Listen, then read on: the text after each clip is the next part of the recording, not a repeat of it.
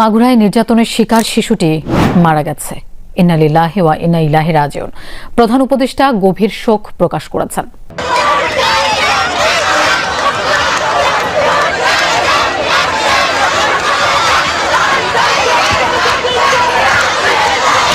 এদিকে ধর্ষণের শিকার শিশু আসিয়া সবাইকে ফাঁকি দিয়ে চলে গেলেন না ফেরার দেশে। ইন্না লিল্লাহি ওয়া ইন্না ইলাইহি রাজিউন।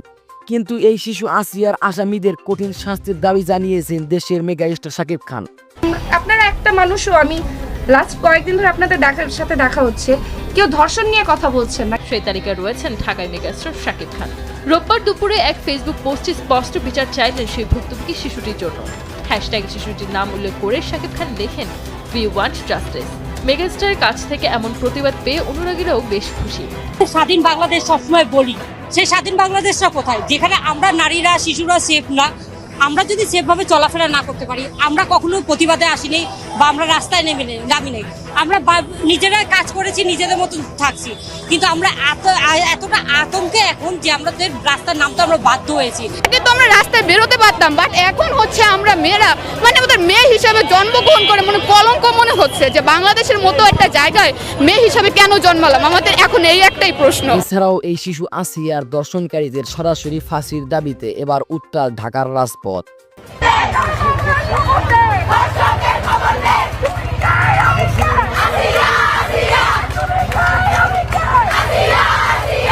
অতটুকু বাচ্চা ও যখন হসপিটালে অক্সিজেন নিচ্ছিল, আমার কষ্টটা এমন হচ্ছিল যে অক্সিজেনটা আমি ওর অক্সিজেন কষ্টটা আমি ফিল করতে পারছিলাম।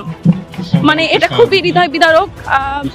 বাংলাদেশে বাস করে বহুবার স্বাধীন হয়েছি, কিন্তু সভ্য হতে পারি নাই। আপনি যদি আমাদের নিরাপত্তা দিতে পারেন, তাহলে আপনার ওখানে বসার কোনো অধিকার নেই। আপনি অবিলম্বে পদত্যাগ করতে হবে। আমরা স্বাধীন, আসলে আমরা স্বাধীন না। আমার রাষ্ট্র আমাকে কি নিরাপত্তা দেয়? একটা ব্যর্থ সরকার, তার কাছে আর কিছু আশা করা যায় না। আমরা এটা মেনে নিয়েছি যে এই সরকারটা ব্যর্থ হয়েছে, পুরোপুরিভাবে ব্যর্থ হয়েছে। ভিডিওটি দেখার পর আপনার মূল্যবান মতামত আমাদের কমেন্ট বক্সে জানিয়ে দিতে পারেন। আপনাদের সেই মূল্যবান মতামত কমেন্টে রিপ্লাই দেওয়ার জন্য আমরা সর্বদা প্রস্তুত রয়েছি।